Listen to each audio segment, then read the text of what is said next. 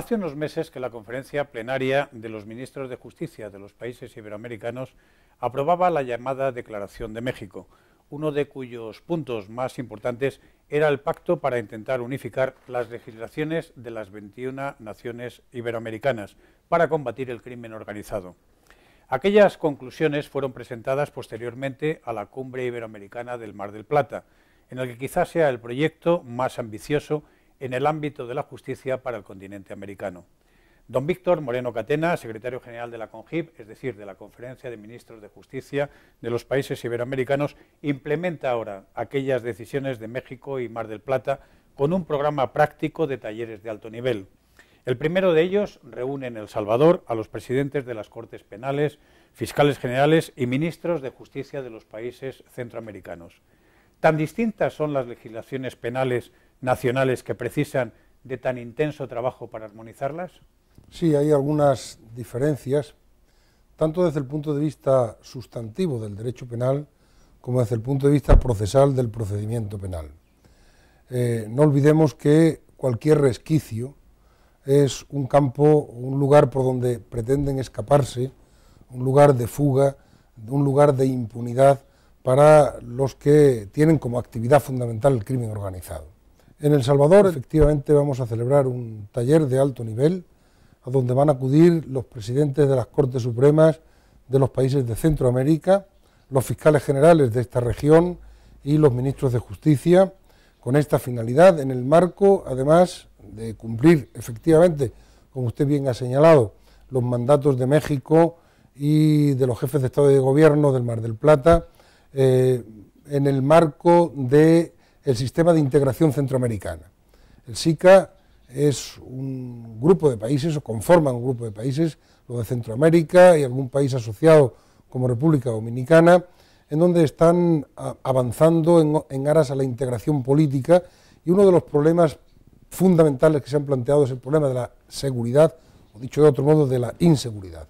Y en la estrategia de seguridad, uno de los puntos fundamentales es el de la armonización de las legislaciones penales para combatir la delincuencia organizada transnacional, la delincuencia que trasciende las fronteras de estos países que son territorialmente, geográficamente pequeños y que trascienden, por tanto, a estos países, y hay que combatirlas con acciones comunes. Una de ellas es la armonización. Bueno, precisamente la delincuencia organizada es un capítulo que tiene muchísimas ramificaciones, ¿no? Es narcotráfico, narcoterrorismo, tráfico ilícito de migrantes, trata de personas, tráfico ilícito de armas. Realmente es difícil de entender que estos conceptos no signifiquen lo mismo en todos los países. El significado terminológico, el significado semántico es o puede considerarse idéntico. La tipificación penal ya no es exactamente igual, la sanción penal no es exactamente la misma y el procedimiento no es exactamente el mismo en cada uno de los 7 países del Istmo centroamericano y de la República Dominicana. Esto, como antes le decía, da lugar a unos márgenes de impunidad.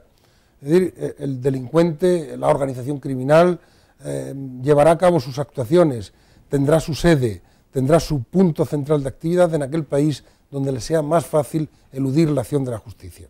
Por tanto, se trata, desde luego, de fortalecer el sistema judicial como respuesta represiva a las conductas delictivas, pero al propio tiempo unificar o armonizar las tipificaciones en los códigos penales y la respuesta procesal del funcionamiento de los tribunales para evitar, como digo, esos puntos de impunidad de las organizaciones criminales. Bueno, desgraciadamente los países centroamericanos, y El Salvador es probablemente uno de los más afectados, presentan unos índices de criminalidad importantes, pero a la vez son también víctimas de esta delincuencia organizada. Me viene a la memoria, por ejemplo, el caso de los numerosos emigrantes que van camino de Estados Unidos y que caen al final en manos de las mafias, de los sicarios, al final de su viaje prácticamente en México, y una de dos, o los asesinan o directamente les proponen que formen parte de estas bandas. Sí, el problema del tráfico de seres humanos, hay 2 grandes capítulos, no solo, pero 2 grandes capítulos. Uno es la trata de personas con fines de explotación sexual, sin duda ninguna es un tema muy grave y muy importante, y otro es también el tráfico de migrantes, el tráfico de personas con fines de explotación laboral. En el caso de la inmigración que pasa, hay una parte importante que surge, pero también que pasa por Centroamérica como lugar para llegar a México y de ahí saltar a la frontera y al país de promisión, a este país de Estados Unidos, es un problema gravísimo. Problema en donde los ciudadanos centroamericanos sufren la enorme lacra de encontrarse, como usted bien ha señalado, inmersos en las redes de los que pasan, de los pasadores de fronteras, pagando grandes sumas de dinero, siendo explotados y, en definitiva, cayendo al final en las redes de narcotraficantes o de delincuentes de delincuencia organizada. Don Víctor, usted también, además de secretario general de la CONGIP, es secretario general de IBERRED, la Red Iberoamericana de Cooperación Jurídica Internacional. Dígame qué capítulos y de qué manera y con qué ejemplos puede exhibir IBERRED en la lucha precisamente contra la delincuencia organizada. Mire, justamente IBERRED reúne, y es la única red que yo conozco, y conozco bastante ese panorama de redes del ámbito de los sistemas de justicia, es la única red que reúne tanto al Ejecutivo, a los Ministerios de Justicia, como a los poderes judiciales, como a los fiscales de los 21 países de América Latina y Europa, de la península ibérica, de Iberoamérica. Y además realizando cooperación, y también es una singularidad, tanto en materia civil como en materia penal. IBERRED es unos puntos de contacto que conectan entre sí, que facilitan la cooperación, que no sustituyen esa conocida comisión rogatoria, pero sí que facilitan de un modo muy fluido la comunicación de la cooperación jurídica internacional. Dígame algún ejemplo. Mire, en concreto con autoridades judiciales y fiscales europeas, se han realizado dos grandes operaciones de desactivación de redes de pornografía infantil a través de la red.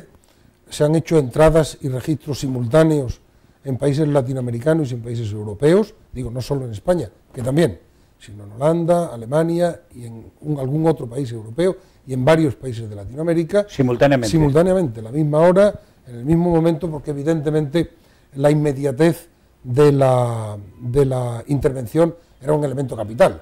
El borrado de archivos es una cosa casi instantánea, entonces había que hacerlo de un modo inmediato sin permitir la reacción de los que estaban interviniendo en estas grandes redes de pornografía infantil. Esas grandes detenciones que vemos a veces en ciertos telediarios y en las informaciones internacionales, ¿es fruto justamente de esa cooperación a través de IBERRED? Sin duda ninguna, en algún caso sí, en otros por otro tipo de redes, por otro tipo de actuaciones coordinadas. IBERRED pretende instalarse como un punto de referencia en la cooperación jurídica transatlántica, en la cooperación jurídica entre Europa y América Latina y en la cooperación jurídica entre los distintos países de Latinoamérica. Tiene un sistema de comunicación seguro y de muy fácil manejo, que se llama Ibera. Estamos en este momento implantando, dándolo a conocer, y dentro de 2 semanas habrá unos talleres de capacitación y de dar a conocer IBERRED en toda Centroamérica inicialmente y luego Sudamérica, en todos los 19 países de Latinoamérica. Pues estamos entrando en otro capítulo que me parece no menos importante y más actual en un mundo globalizado, que es el ciberterrorismo. ¿Es la última modalidad de adaptación de la delincuencia internacional precisamente las nuevas tecnologías? Las nuevas tecnologías suponen un reto para un aparato de justicia excesivamente tradicional y anquilosado. Es preciso hacer un esfuerzo muy importante para modernizar la justicia, y en eso estamos empeñados en muchos países y desde luego la Conferencia de Ministros. Y en lo que usted dice de la ciberdelincuencia, terrorismo u otro tipo de delincuencia, ataques, como hemos visto, ataques a los sistemas informáticos o delitos cometidos a través de Internet, sí que preocupan y es una preocupación de la Conferencia de Ministros, y para la próxima reunión plenaria tenemos la encomienda de analizar una armonización justamente en materia de ciberdelincuencia. Usted conoce muy bien el continente iberoamericano, yo un poquito menos, pero por lo menos aquí la percepción que hay es que es un continente con un componente machista importante. Y le hago, bueno, pues una última pregunta.